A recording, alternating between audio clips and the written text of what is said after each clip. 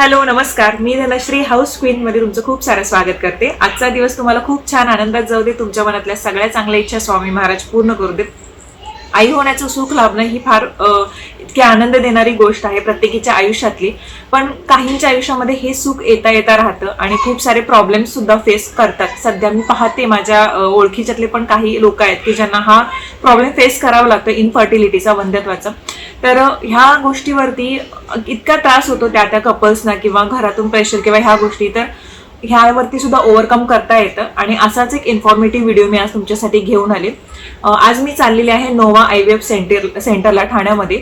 आणि तिथे मी असे प्रश्न विचारणार आहे डॉक्टर्सना की जे तुमच्या मनातही असतील की IVF नेमकं म्हणजे काय. कारण प्रोफेशनल गायडन्स असणं खूप गरजेचं असतं. जे कोणी आता विचार करत असेल IVF साठी आणि असं प्रोफेशनल गायडन्स तुम्हाला मिळालं तर तुम्ही विचार करू शकाल. आणि जे काही प्रश्न असतील तुमच्या मनातले त्यातले मी काही प्रश्न असे काढलेले आहेत आणि ते प्रश्नच मी त्यांना विचारणार आहे. तर त्यातून तुम्हाला माहिती मिळेल की नेमकं IVF म्हणजे काय असतं आणि आपण कसं यामध्ये आपला जो आपल्या मनात जी गोष्ट आहे ती साकार करू शकतो, आपल्याला मूल होऊ शकतं. चला आजच्या व्हिडिओला सुरुवात करूयात. निघते मी आता पटकन, आता तयार झालेली आहे आणि आता निघते. जस्ट मी आता कॅब बोलवते आहे. आणि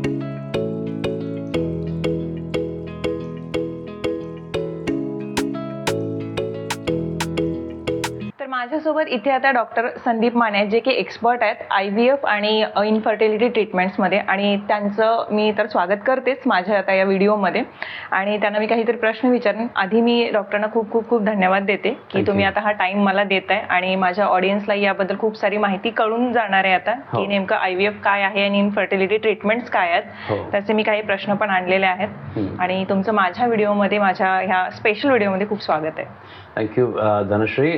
तुमचं पण ह्या आमच्या फर्टिलिटी क्लिनिकमध्ये स्वागत आहे. हा विषय वंध्यत्वाचा जो आहे तो खूप लोकांना वाढता त्रास आहे हा, आणि नॉलेज नसतं त्याबद्दल, मग त्यामुळे सफर होतात. त्यामुळे आपण ही जी माहिती आज देणार आहोत ही खूप लोकांची उपयोगी पडेल. येस, चला मग मी जसं की म्हटलं तुम्हाला की आधी मी खूप सारे प्रश्न काढून आणलेत आणि ते मी सरांना आता विचारणार आहे. आणि त्या प्रश्नांथ्रू तुम्हाला माहिती मिळेल. खूप सारे क्वेश्चन्स आपल्या मनात असतात आणि आपण टेन्शन घेतो की असं असेल का, कोणाचं आपण ऐकलेलं असतं. पण जेव्हा एक एक्सपर्ट तुम्हाला गाईड करतो, परफेक्ट माहिती देतो, त्यानंतरच तुम्ही सगळ्या गोष्टी विचारात घेऊ शकता. तर असेच काही प्रश्न आहेत जे मी सरांना आता विचारेन आणि सरांच्याकडून आपण त्यांची उत्तरं ऐकणार आहोत. आपण कधी जाणून घ्यायचं की एखाद्या कपलला आता फर्टिलिटी स्पेशालिस्टकडे जायचं आहे? लग्नानंतरच्या 6, 10, 12 महिन्यांमध्ये लोक जेव्हा प्रयत्न करतात आणि एक आशा असते की हा महिना नाही तर पुढचा महिना करत वेळ जातो. साधारण वर्षभराचा वेळ योग्य ठरला जातो. वर्षाच्या वर जर वेळ लागायला लागला तर मात्र त्यांना काहीतरी प्रश्न असू शकतो. नॉट नेसेसरी, काहींची प्रेग्नन्सी 1.5 वर्षांनी होते, 2 वर्षांनी सुद्धा होते. पण वर्ष ओलांडल्यानंतर लोकांनी थोडं सावध व्हावं आणि शक्यतो मेडिकल ॲडव्हाइस तरी घ्यावा, काही टेस्ट कराव्या आणि मग पुढे त्यानंतर जायचं. IVF ट्रीटमेंट घेताना एजचा फॅक्टर महत्त्वाचा आहे का? हो, आता आपण जसं म्हटलं बघा की वर्ष कोणाला जास्त ॲप्लिकेबल आहे की ज्यांचं एज चांगलं आहे. म्हणजे कसं, 30च्या आत जर असेल तर वर्षभर दिलेलं योग्य आहे. 30 ओलांडलं जर असेल, 35च्या आसपास येत असतील तर 6च महिने योग्य आहे. त्यामुळे वयाला घेऊन सगळं ठरत असतं. आणि स्त्रियांचं वय, मेनली पुरुषांचं नाही, स्त्रियांचं वय जसं वाढायला लागतं तसं निसर्गाच्या नियमाने स्त्रीबीजांची कमजोरी यायला लागते. आणि म्हणून वयाकडे बघून जर 35च्या जवळ कोणी आला असेल तर त्यांनी खूप खबरदारी घ्यावी. 35 ओलांडल्यानंतर मात्र तो वेळ संपायला लागलेला आहे, म्हणून त्याची काळजी त्यांनी जास्त करायला लागते. कोणता स्पेसिफिक दिवस असा असतो का की ज्या दिवशी आपण आता क्लिनिकला व्हिजिट केलं पाहिजे? हो, आता कसं आहे ना, कन्फ्युजन असतं लोकांच्या मनामध्ये, कुठे जायचं, कधी जायचं वगैरे खूप प्रकारचे प्रश्न उद्भवतात. तर मी आपल्या प्रेक्षकांना म्हणेन की तसं काही काळजी करण्याची गरज नाही. आपल्याला वाटतंय की आपल्याला जावं लागतंय तर तुम्ही योग्य दिवस निवडा आणि त्या दिवशी क्लिनिकमध्ये अपॉइंटमेंट घ्यायची आणि यायचं. पूर्वीचे सगळे पेपर घेऊन यायचं, हे जास्त महत्त्वाचं. मग पिरियडच्या दुसऱ्या दिवशी आलात किंवा तिसऱ्या दिवशी आलात तर त्याचा उपयोग एका प्रकारे असतो, पण ते काही गरजेचं नसतं.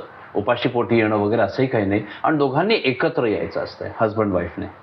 तर त्या मनाच्या तयारीने यावं की बाबा आपण ओपनली डिस्कस करूया मॅटर, काही टेस्ट असतील त्या करूया, त्याच्यातनं काही निदान निघेल ते सामोरं जाऊया.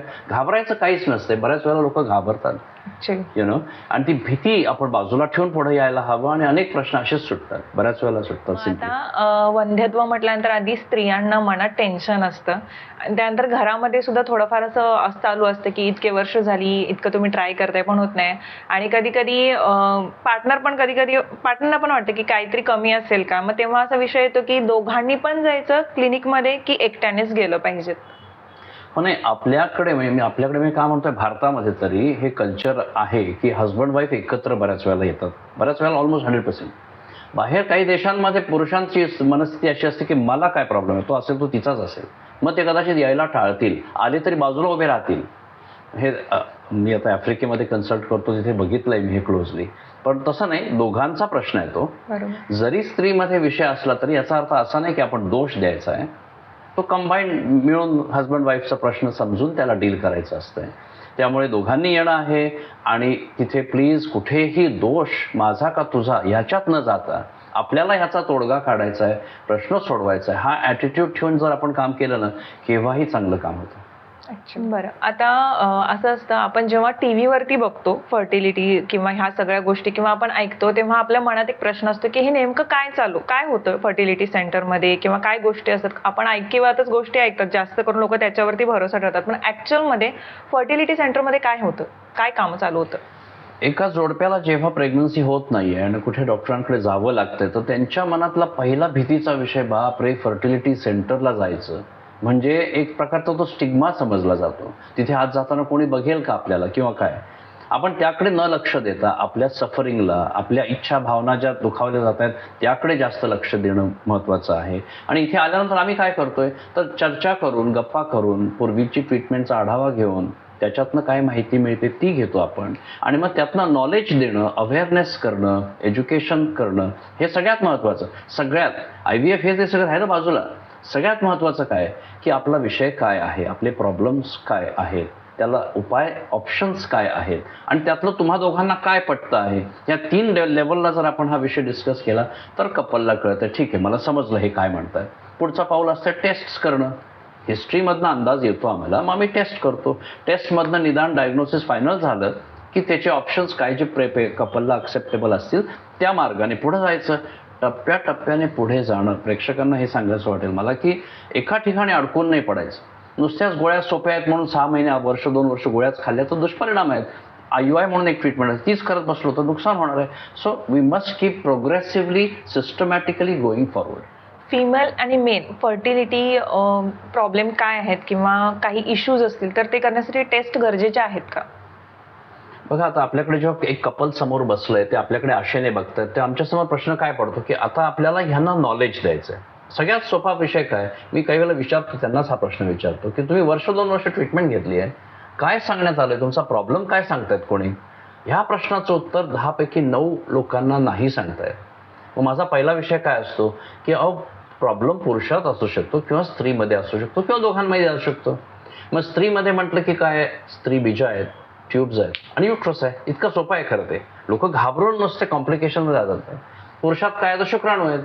मग आता ह्याला साध्या टेस्ट आहेत, ब्लड टेस्ट आणि सोनोग्राफी स्त्रीची आणि ब्लड टेस्ट आणि वीर्याचा तपास पुरुषांचा. इतक्या सिम्पल टेस्ट्स आहेत. ह्या टेस्टमधून आपल्याला कळतंय की एग्स, ट्यूब्स, युट्रस आणि स्पर्म्सच्या रिलेटेड काही मॅटर आहे का. ते जर आहे तर त्यांना ते समजवणं. छोटंसं मॅटर आहे तर साध्या ट्रीटमेंटने संपणार आहे, मोठं मॅटर आहे तर मोठी ट्रीटमेंट लागणार आहे. मग हे सगळं समजलं की लोक मनाने तयार झाले की पुढचं काम सोपं होतं. वर्षापूर्वी मी एक टर्म ऐकली होती, एखादी सिरियल बघताना की एखाद्या कॅरेक्टरचा जन्म टेस्ट ट्यूब बेबीतून होतो, तर IVF ला टेस्ट ट्यूब बेबी म्हणतात का? हवे, IVF इन विट्रो फर्टिलायझेशन म्हणजे शरीराच्या बाहेर झालेली प्रेग्नन्सी. नैसर्गिकरित्या जेव्हा प्रेग्नन्सी होते ती गर्भनलिकेमध्ये होत असते, फॅलोपियन ट्यूब्स ज्याला आम्ही म्हणतो. आता ती क्रिया सगळी जेव्हा आपण बाहेर करतो आहोत, एका स्त्रीबीजाला घेऊन, शुक्राणूला घेऊन, लॅबोरेटरीमध्ये एकत्र आणून त्याचं फलन करून जे करतोय आपण, ते एका पेट्री डिशमध्ये होत असतं. ॲक्च्युली टेस्ट ट्यूब नाही आहे, ती पेट्री डिश असते. पण पूर्वी काळापासून त्याला ते ट्यूब असं नाव पडलं आणि ते तसंच पडून गेलेलं आहे की टेस्ट ट्यूब बेबीमध्ये, म्हणजे टेस्ट ट्यूबमध्ये झालेली बेबी. ॲक्च्युली म्हणजे ती ले पर्सनची नॉन मेडिकल टर्म आहे आणि IVF ही मेडिकल टेक्निकल टर्म आहे. ओके, चला आपण नेक्स्ट क्वेश्चनकडे वळू. IVF ट्रीटमेंट नंतर बेबीज रिटर्न होतात का? IVF ट्रीटमेंटला घेऊन बऱ्याच गैरसमजुती आहेत मी म्हणेन. आता तुम्ही एक प्रीटर्मचं म्हणताय, काही लोकांचं असं की IVF म्हणजे ट्विन्सच होतात का, IVF म्हणजे ॲबनॉर्मॅलिटी होतं का बेबीमध्ये वगैरे, असे अनेक वेगवेगळे गैरसमज आहेत. त्यामुळे हा प्रश्न तुमचा मी ब्रॉडली घेतोय की IVF म्हणजे फक्त बाहेर कृत्रिमरित्या केलेली प्रेग्नन्सी, पण तीच स्त्रीबीज, तीच शुक्राणू नैसर्गिक दृष्टीने जे व्हायचं तेच बेबी घडलेलं आहे. त्यामुळे पुढं जे म्हणतो आपण प्रीटर्मच होतं का किंवा ॲबनॉर्मल होतं का, ट्विन्स होतं का, असं काही जरुरी नाही आहे. पण अशा गोष्टी जर कधी झाल्या तर त्या कोणाहीमध्ये होऊ शकतात आणि त्यामुळे IVFला त्याचा दोष नाही. बरं, एक सांगणं आहे इथे महत्त्वाचं, IVF ज्यांना लागतंय ना त्यांचे काही प्रॉब्लेम्स असतात, वय कधी वाढलेली असतात, त्यांचे काही ब्लड प्रेशरचे आजार असू शकतात. मग हे अंडरलाईन प्रॉब्लेम्स घेऊन त्या ग्रुपमध्ये काही वेळेला प्रश्न कॉम्प्लिकेशन झालेले दिसतात. तेव्हा मग लोकांना गैरसमज होतो की अरे IVFमुळेच झालंय. ते ॲक्च्युली त्या ग्रुपच्या वयाच्या हेल्थच्या इश्यूजला घेऊन प्रॉब्लेम्स काही वेळेला जास्त आढळतात. प्रोसिजर म्हटल्यानंतरच जे कपल हे फेस करायला जाणं किंवा ज्या कपलना IVF प्रोसिजर करून घ्यायची आहे ट्रीटमेंट, तर थोडंफार मनात शंका असेल की हे पेनफुल असेल का, त्रासदायक असेल का, तर ॲक्च्युअलमध्ये पेनफुल असतं काय? कसं आपण IVFकडे वळलोय खरं, पण IVFची आम्ही अटीतटीने अव्हॉइड करण्याचा प्रयत्न करतो. साधी ट्रीटमेंट, गोळ्या, सोनोग्राफ्या, IUI म्हणून एक प्रकारची ट्रीटमेंट असते जी सोपी असते. हे छोटे छोटे प्रयत्न जर अपयशी ठरले तर टोकाचं पाऊल म्हणून आपल्याला IVF टेस्ट ट्यूब बेबीसारखा मार्ग घ्यावा लागतो. ते घेताना मग लोकांना ही भीती असते, बापरे हे त्रासदायक असेल का, दुखेल का, ह्याच्यात काही माझे हेल्थचे प्रॉब्लेम्स होतील का, लॉंग टर्म कॉम्प्लिकेशन्स होतील का, पैशाने झेपेल का, हे असं खूप काही असतं. सायकोलॉजिकल, फायनान्शियल, वेगवेगळ्या प्रकारचं. आता नोव्हा आमची ही जी नॅशनल चेन आहे, आमच्याकडे सायकोलॉजिकल काउन्सिलर्स असतात, फायनान्शियल काउन्सिलर्स असतात. त्यामुळे IVFला आलो की आपण त्यांना ही डिटेल्ड माहिती देऊन मनाची तयारी करणं हा सगळ्यात महत्त्वाचा भाग ठरतो. बरं, पेनचा विषय विचारताय तुम्ही, ते इंजेक्शनच लागतात तिथे म्हटलं, ते सुयांचा त्रास तर आहेच म्हणा. एक ॲनेस्थेसिया लागतोय, ओव्हरनाईट स्टे हॉस्पिटलमध्ये नाही आहे, पोटावर कट काही लागत नाही आहे. सो पेशंटला ते जाणं येणं आहे, सुया आहेत, 2-4 सोनोग्राफ्या असतील आणि एक ॲनेस्थेसिया. आणि ओव्हरीज काही वाढतात, स्त्रीबीज एकाऐवजी 8-10 बनवली जात आहेत म्हटल्यावर ओव्हरीज मोठ्या होतात. मग पोटात थोडंसं फुलनेस म्हणा, हॉर्मोन्स वाढले म्हणून थोडंसं नॉशिया, थोडं वॉमिटिंग, अशा प्रकारचे साईड इफेक्ट्स काही काही असतात. पण हे सगळं बेअरेबल असतंय आणि ते तेवढ्या काळापुरतं असतंय. ते ट्रीटमेंट आटपली, प्रेग्नन्सी झाली की ह्या सगळ्या गोष्टी सगळं होतात. ही ट्रीटमेंट म्हटली की त्रास आला, जसं तुम्ही आता म्हटलात, मग ते बेड रेस्ट घेणं वगैरे जरुरीचं आहे का IVF ट्रीटमेंट स्टार्ट केल्यानंतर किंवा घेताना? हा एक गैरसमजेचाच भाग आहे. बऱ्याच ठिकाणी असं सांगितलं जातं म्हणून लोकांची गैरसमज होतात की अरे बापरे IVF म्हणजे मग मला जॉब घेऊन कसं करता येईल, मग एवढी सुट्टी कोण देणार मला, मग मला ते प्लॅनिंग करायला अवघड जाते वगैरे. ॲक्च्युली बघाल तर कुठेही रिसर्चमध्ये प्रोव्हन नाही आहे की टेस्ट ट्यूब बेबीसारखी ट्रीटमेंट केल्यावर, IVF सारखी ट्रीटमेंट केल्यानंतर एम्ब्रिओ ट्रान्सफर गर्भपिशवीत सोडल्यानंतर कोणी बेड रेस्ट करून आजारी माणसासारखं पडून राहणं अजिबात गरजेचं नाही आहे. हे अनेक ठिकाणी होतं, अनेक पेशंट्सनी हे केलेलं आहे. पण मी हे खरंच मनापासून सांगू इच्छितो की असं करू नये. कारण you are a healthy person, तुम्ही अगदी नॉर्मल आहात आणि हजारो लोकांमध्ये प्रेग्नन्सी होतात, धावपळ ट्रेनमध्ये धक्काबुक्की करून कोणाला कळलंही नाही प्रेग्नन्सी कधी झाली आहे. मग आपणच काय एवढा हा वेगळा अप्रोच घ्यायचा? नॉर्मल राहायचं, उठणं बसणं खाणं पिणं काहीही बदलायचं नाही. पण फक्त एक लक्षात ठेवायचं की जे गरजेचं आहे तेवढंच करायचं आहे. ज्या गोष्टी गरजेच्या नसतील, कारणाशिवाय उगाचच 2-4 तासाची जर्नी करणं, शॉपिंगला जाऊन उभं राहणं किंवा फंक्शन्समध्ये पार्टीजमध्ये जाणं, असल्या गोष्टी ॲब्सोल्युटली नाही व्हायला हव्या. जिथे आपल्याला उद्या वाटेल गिल्टी म्हणा किंवा आपण स्वतःला ब्लेम करू, मी काळजी घेतली नाही म्हणून झालं का, that can be a very horrible feeling. त्यामुळे आपल्याकडनं as a doctor, as a clinic and as a patient आपल्याकडनं 100% प्रयत्न आपला केल्यानंतर मग आपण आपलं काम केलंय. And then after that we only hope, pray and wish that all goes well. Right, म्हणजे फक्त नॉर्मल जे आपण प्रिकॉशन्स घेतो, नॉर्मल जरी प्रेग्नन्सी राहिली तर तसेच घ्यायचे, बाकी Nothing दुसरं different. एवढं टेन्शन घेण्यासारखं काहीच नाही. काहीच नाही वेगळं खरं. ट्रीटमेंट खर्चिक तरी आहेच आणि ट्रीटमेंट घेतल्यानंतर आपल्याला असं असतं की ती सक्सेसफुल व्हावीच, तर 100% सक्सेसफुल होतेच का ट्रीटमेंट? आता तुम्हाला कल्पना आहे की ह्या ट्रीटमेंटमध्ये निसर्गाचा खूप मोठा रोल राहतो. आता सायन्सच्या मदतीने, टेक्नॉलॉजीच्या मदतीने, औषधांच्या प्रगती झाल्याने आपण आता 10 पैकी 7 लोकांचे प्रश्न, 70% लोकांचे प्रश्न तरी सोडवू शकतो. पण 100% जर म्हणत असाल तर आपल्याला निसर्गाचा ताबा मिळाल्यासारखंच होतंय. बरोबर. इतकीही प्रगती सायन्सची झालेली नाही आहे.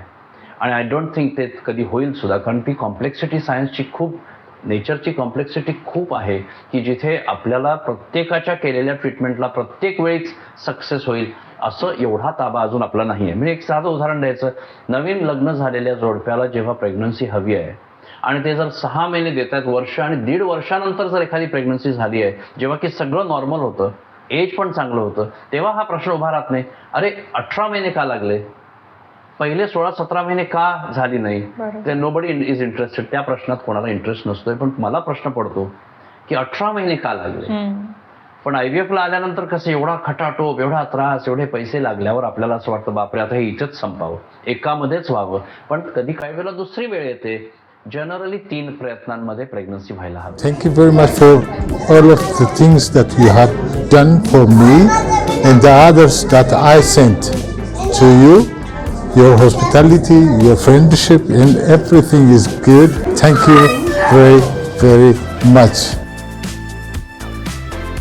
मी एक प्रश्न इथे ऍड करते. पहिलं IVF जर सक्सेसफुल झालं नाही तर त्याच्यानंतर किती अंतराने दुसरं IVF साठी ट्राय करतात? उदाहरण घ्या, समजा या 1 तारखेला IVF ची ट्रीटमेंट सुरू झाली, पुढच्या 1 तारखेला निकाल आलाय आणि तुम्ही म्हणता तसं समजा निगेटिव्ह आहे, तर पिरियड येणार आहे पुढच्या 4 दिवसात. त्याच पिरियडला पुढे जाता येत आहे.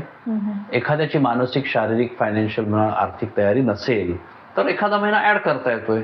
किती महिने ऍड करता येतो? 6 महिने ऍड करता येतील. पण तसा वेळ मधला नुसताच ऍड करून खूप उपयोग नसतो.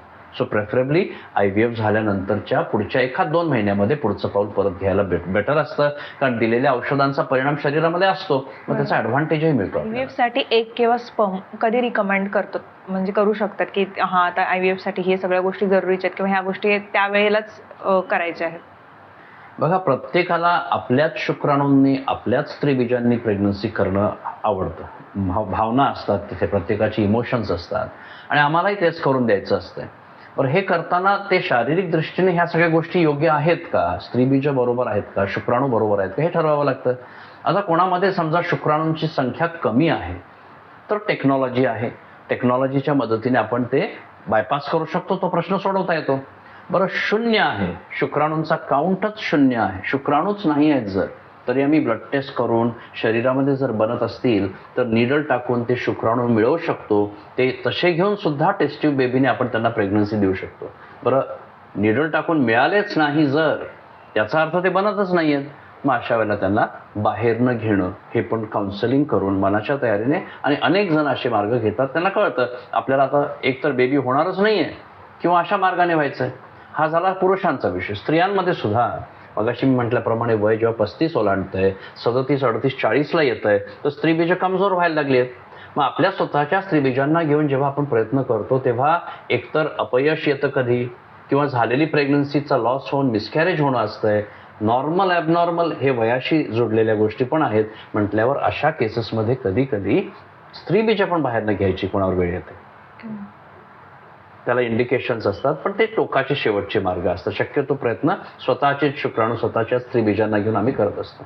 पण अशा वेळी जेव्हा ते लोक तयार होतात तेव्हा त्यांचं थोडंसं सायकोलॉजिकल थोडंसं टेन्शन पण होत असेल, मग अशा वेळी कन्सल्ट पण केलं जातं का त्यावेळी? कसं आहे ना, सायन्स आणि अध्यात्म ह्या दोघांचा जो मेल आहे ना, तो जनरली लोकांना लक्षात येत नाही. म्हणजे काय की शुक्राणू माझे का त्याचे, स्त्रीबीज माझी का त्याची, जीव, आपल्याला एक बेबी हवंय, हेल्दी बेबी हवंय, आणि त्याच्यातल्या जीवशक्ती जी आहे ती प्रत्येकाची सेमच आहे असा जर कोणी विचार करू शकलं आणि शरीर आणि वरच्या सुपरफिशियल गोष्टींना जर बाजूला ठेवून विचार करता आला तर आमच्या सायकोलॉजिकल काउन्सिलिंगमध्ये मग हा अँगल येतो डिस्कशनमध्ये, की माझं करून जर होणार नसेल, नुसतंच त्रास सफरिंग होणार आहे, किंवा बेबी शिवाय जगायचंय. एखादा म्हणेल माझं नसेल तर मला बेबीच नको, पर्सनल गोष्ट आहे, काय प्रॉब्लेम आहे. पण 10 पैकी 9 लोकांना ते नाही बोलतात, नाही बाबा बेबी हवंय, पुढे बोला आता मग मला. मग त्यावेळेला त्यांच्या मनाची समजूत घालणं, नॉट अगेन्स्ट देअर विश, त्यांना काही कन्व्हिन्स, काही जबरदस्ती नाही करायचं आहे, पण एक अँगल जो स्पिरिच्युअलिटीचा, अध्यात्माचा अँगल जर दिला ना, तर 99% लोक अगदी स्वइच्छेने करतात. कधी वेळ घेतात, काही लोक वेळ घेणार, पण काही तर 5 मिनिटात अक्रॉस द टेबल म्हणणार, सर ठीक आहे ना, कळलं मला, आता आम्हाला सफरिंग नको आहे, लवकर हेल्दी बेबी हवंय. मग ही IVF प्रोसिजर किंवा फर्टिलिटी प्रोसिजर जी आहे ती कुठे केली जाते? तर नोव्हा सारख्या सेंटर्समध्ये प्रत्येक गोष्टीला प्रॉपर सर्व्हिसेस आहेत. वरती आमची IVF लॅबॉरेटरी आहे जिथे सगळं इक्विपमेंट आणि थिएटर आहे. तर ते सगळं वेगवेगळे अशा डेडिकेटेड जागा आहेत त्यासाठी. आता ह्या आहेत प्रतिमा शिवकुमार, ह्या आमच्या सिनियर एम्ब्रिओलॉजिस्ट आहेत. ह्या लॅबमधलं जे शुक्राणूंचं आणि स्त्रीबीजांचं जे स्पेशलिस्ट काम असतं त्या स्किल्ड एम्ब्रिओलॉजिस्ट आहेत. त्या पुढची माहिती त्या देतील. Okay, welcome ma'am. नोवाचा हाय सक्सेस रेट आहे आता आपण बघतोय सगळे, तर त्याचा राज काय? राज in the sense I would म्हणजे मी असं सांगेन की आपण जे कन्झ्युमेबल्स, ड्रग्ज, मेडिसिन्स जे यूज करतात ते सगळं हाय ग्रेडवालं आहे जे इथे आम्ही यूज करतो. इवन आमच्या लॅबमध्ये जे इक्विपमेंट्स आहेत ते पण सगळे हाय एंड क्वालिटीचे आहेत. आपल्याकडे मेंटेनन्स पण होतात, एव्हरी ट्वाईज अ मंथ वगैरे मेंटेनन्स सर्व्हिस पीपल येतात, ते इक्विपमेंट्सला आपण सगळं मेंटेन करतो. त्याशिवाय आपल्याकडे स्किल्सवाले लोक पण आहेत, सो दॅट ऑल द जे काही क्वालिटी आपण सगळं जे आहे ते मेंटेन करतो तसं अकॉर्डिंग. आता IVF म्हटल्यानंतर खूप साऱ्या गोष्टी मनामध्ये चाललेल्याच होत, पण एखाद्याचं जर IVF आपण जी करतोय प्रोसिजर स्टार्ट करतोय तर ती सारखीच फेल होत असेल तर याच्यामध्ये तुम्हाला काय चॅलेंजेस होतात आणि तुम्ही हे ॲडव्हान्स कसं करता? आपल्या इथे आता खूप सारे पेशंट्स असे येतात की ज्यांनी वारंवार बाहेर केलेले असतात आणि खूप सारे कॉम्प्लिकेशन्स असतात त्यांना. तर आपण त्यांना एक ॲडव्हान्स टेक्निक म्हणून आपल्या इथे लेझरचं एक ऑप्शन आहे, ज्यांनी म्हणजे आपण एम्ब्रिओजला लेझरनी ट्रीट करून त्यांना ट्रान्सफर करून सक्सेस देण्याचा प्रयत्न करू शकतो. किंवा अजून एक जी टेस्ट आहे ते आपण आहे प्री इम्प्लांटेशन जेनेटिक डायग्नोसिस. त्याला असं जेनेटिक टेस्टिंगने आपण जे कोणते नॉर्मल एम्ब्रिओज आहेत ते आपण टेस्ट करून मग टेस्टेड एम्ब्रिओज मग आपण ट्रान्सफर करून सिंगल एम्ब्रिओ जरी आपण ट्रान्सफर केलं तर त्यांना सिंगल बेबी देण्याचा आपण तो एक प्रयत्न करू शकतो. म्हणजे ट्विन्सचं, मिसकॅरेजचं वगैरे हिस्ट्री म्हणजे काहीच आपण त्यांना कॉम्प्लिकेशन्स न देता एक सिंगल बेबी त्यांना देऊ शकतो त्या सगळ्या ॲडव्हान्स टेस्ट करण्यामुळे. ओके, आणि हे सगळे चॅलेंजेस फेस करताना म्हणजे स्वतःचं मेंटल स्टॅबिलिटी किंवा ह्या गोष्टी पण प्रत्येक डॉक्टर्सना ठेवावी लागते. Yes, yes. तुमच्या मनात असं काही चालू असतं का त्यावेळी हे करताना की हा आता हे सक्सेसफुल झालंच पाहिजे, एखादं कपल आपल्याकडे आले आशेने, तर अशा काही गोष्टी सुरू असतात का? हो, माझ्या मनात तर प्रत्येक आता एग आणि स्पर्मला जेव्हाही मी इंजेक्ट करते मला प्रत्येक एग आणि स्पर्म नवीनच वाटतात. So it is like a fresh स्टार्टच आहे सगळ्या एग्ज आणि स्पर्मला हँडल करण्याचं. Even in the case of आपल्या प्री इम्प्लांटेशन जेनेटिक डायग्नोसिस, त्याला आपण एम्ब्रिओ बायोप्सी म्हणतो, तर बायोप्सीच्या वेळेस पण एकदमच केअरफुल आणि स्किलफुल हँड्स पाहिजे त्या प्रोसेससाठी. सो दॅट तेवढेच सेल्स काढून ते त्याला जेनेटिक टेस्टिंगला पाठवतात आणि उरलेला जो ब्लास्टोसिस्ट आहे त्याला आपण प्रिझर्व करतो. आपल्या इथे फ्रीझिंगचं आणि जे एम्ब्रिओ थॉईंगचं ते पण खूप चांगले सक्सेस रेट आहे इथे आणि आपण एकदम चांगल्या प्रकारे त्याचं केअर पण करतो. तसं त्यापैकी प्रश्नांची उत्तर इतकी छान आणि इतकी मस्त दिलेत आणि मला तर मी सुद्धा टेन्शनमध्ये म्हणजे अगोदर असं वाटायचं की माझ्या ओळखीच्यातले जे कोणी आहेत IVF म्हटल्यानंतर त्या पण घाबरायच्या आणि त्यांना पण हे मेसेज किंवा ह्या सगळ्या उत्तरं गेलेलीच आहेत. पण एंडिंगला मला असं विचारायचं सरांना, कितीही झालं तरी डोक्यामध्ये असतंच की नैसर्गिक वेगळं आणि प्रोसिजर करून केलेल्या गोष्टी वेगळ्या. तर तुम्ही माझ्या ऑडियन्सला काय सांगाल की IVF म्हणजे घाबरावं की घाबरू नये किंवा ह्या गोष्टी किती सोप्या तुम्ही भाषेत सांगू शकाल त्यांना? हो, बघा असं आहे ना की कोणालाही नैसर्गिकच नॅचरल प्रेग्नन्सी हवी असते. डॉक्टरांकडे जाणं, उपाय घेणं हे काही कोणाला आवडण्याचा विषयच नाही आहे. पण ती वेळ जेव्हा कधी येते तेव्हा घाबरलं नाही पाहिजे. आणि घाबरतो माणूस का? कारण आपल्याला इन्फॉर्मेशन नसते, आपण काहीतरी वेगळेच विचार करतो, गैरसमज असतात. मग आजच्या कार्यक्रमातून आम्ही हे तुमचे सगळे गैरसमज दूर करण्याचा प्रयत्न केलेला आहे. कधीही घाबरू नका. वेळ आली तर ते निर्णय घ्यायला जी लागते ते नॉलेज तुम्ही घ्या आणि पुढची पावलं उचलायची. सोप्या भाषेत म्हणायचं तर सायन्सने जी प्रगती केली आहे ती प्रगती ह्युमन्सला त्यांच्या प्रॉब्लेम्समधनं सोडवण्यासाठी केलेली आहे. आणि ती वेळ जर आपल्यावर कधी आली तर आपण त्याचा उपयोग नाही केला तर त्या प्रगतीचा काय उपयोग झाला? When you do the right things will happen to you. Simple. आपल्याला जर वेळ आली आहे त्यावेळेला जे योग्य आहे ते योग्य पाऊल जर आपण घेतलं तर आपल्याला योग्य आउटकम मिळणारच आहे. इन सिम्पल टर्म्स एवढं म्हणायला हरकत नाही. ॲक्च्युअलमध्ये खूप खूप छान उत्तरं सर तुम्ही दिलायत आणि ॲक्च्युअलमध्ये सगळे प्रश्न इतक्या छान प्रकारे तुम्ही हँडल करून ती उत्तरं आपल्या ऑडियन्सपर्यंत पोहोचलेली आहेत. आय होप सो की हा जो व्हिडिओ सगळे जो बघतायत तर त्यांच्यातल्या बऱ्यापैकी प्रश्न जे तुमच्या मनातले असेल त्यांची उत्तरं तुम्हाला मिळाली असेल. अजूनही काही असेल तर ते कमेंट सेक्शनमध्ये तुम्ही सांगूच शकता. आणि मी इथे जिथे आलेले आहे ठाण्याच्या ह्या नोवा IVF सेंटरमध्ये, तर याचे डिटेल्स तर मी देईनच तुम्हाला. पण मी सर आणि मॅडम तुम्हाला दोघांचे खूप खूप खूप आभार मानतो की तुम्ही इतक्या छान प्रकारे सगळ्या प्रश्नांची उत्तरं दिलीत आणि माझ्या ऑडियन्सला याबाबत जागृत केलं. कारण माझा मेन मोटिव्ह होता या व्हिडिओ मागे की IVF बद्दल अवेअरनेस वाढावा आणि ज्या कोणी लेडीज आहेत ज्यांना वंध्यत्वाचा सामना करावा लागतोय, त्यानंतर प्रेग्नन्सीमध्ये प्रॉब्लेम्स येत आहेत आणि IVF नेमकं काय हा प्रश्न त्यांच्या मनात असतो, तर त्यांना याच्याबद्दल माहिती मिळावी. तर तो माझा मोटिव्ह मला वाटतं सक्सेस झाला आणि तुमच्या इतक्या छान प्रकारे समजावून सांगण्यामुळे तर माझ्या ऑडियन्सला सगळं समजलं असेलच. Thank you so much. धनश्री आणि तुमची टीम, तुम्ही इथे आलात आणि ही सगळी माहिती तुमच्या प्रेक्षकांपर्यंत पोहोचवली त्याबद्दल आम्ही पण तुमचे आभार व्यक्त करतो. Thank you very much. नमस्कार.